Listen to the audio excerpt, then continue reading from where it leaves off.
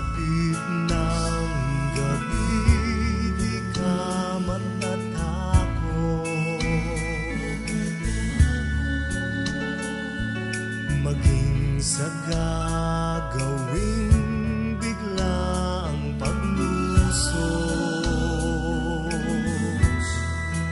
At kahit sa ano pa mang dumating sa pagsapit ng dilim, wala nang puwang ang kaba sa iyong dibdib.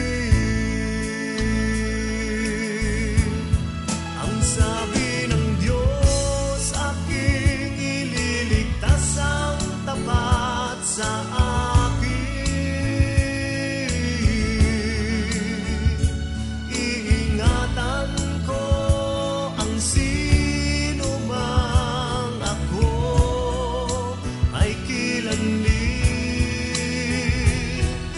siya'y tumawag, lagi akong handa na siya'y pakinggan.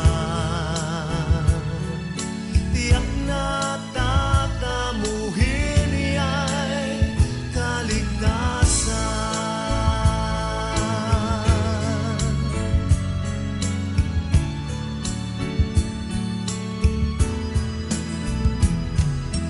Ikaw at ang iyong tahanan di mapapahama.